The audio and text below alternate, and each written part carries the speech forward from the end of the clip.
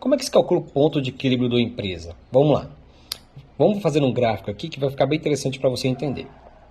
Vamos levar em consideração que essa linha aqui seria a linha das vendas dessa empresa, as receitas dessa empresa, tá? Ou seja, a entrada de dinheiro dessa empresa aqui.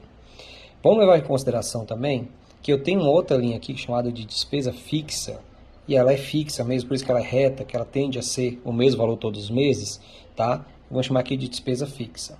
E vamos dizer que essa despesa fixa dessa empresa seja de R$ 1.000 por mês aqui, correto? Quanto que eu tenho que vender para pagar essa despesa fixa?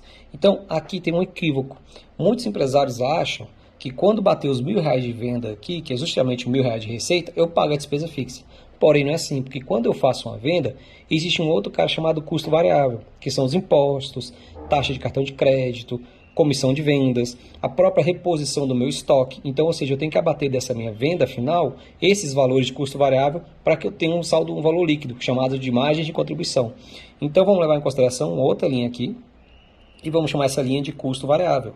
E ela segue a mesma, o mesmo crescimento da receita, que quanto mais eu vendo, mais custo variável eu pago. Então, ela é proporcional às receitas, tá?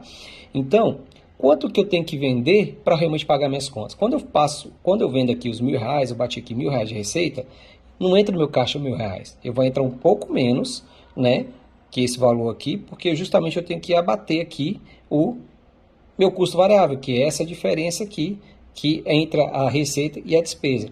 E quanto que eu tenho que vender para poder pagar os R$ 1.000 de despesa fixa? Aí aqui vem o segredo, porque, por exemplo, quando o meu custo variável, quando a sobra das minhas vendas, ou seja, tirando o meu custo variável, que é a margem de contribuição, bater R$ 1.000 aqui, aí sim eu tenho meu ponto de equilíbrio, que é justamente esse aqui, ó. Quanto que eu tenho que vender, né, para que eu atinja esse ponto de equilíbrio aqui, tá? E isso vai de empresa para empresa, como eu falei, depende muito do cara chamado margem de contribuição.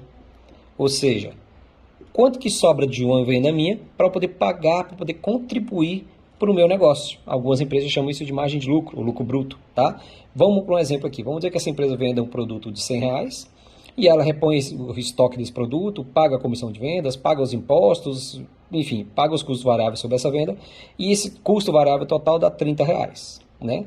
Então eu tenho aqui 100 menos 30, eu vou ter R$ 70 aqui. Ou seja, esse aqui corresponde a 70% da minha venda.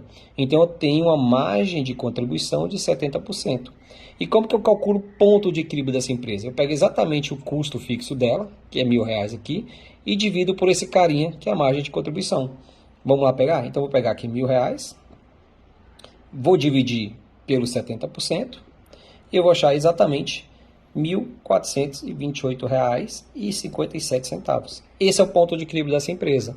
Então, nesse caso, quando ele bater R$ 1.428, que vai ser nesse ponto aqui, ó, R$ 1.428 de venda, 428 vai ser os custos variáveis e vai sobrar exatamente R$ 1.000, que é o que lhe sobra para pagar a despesa fixa dele.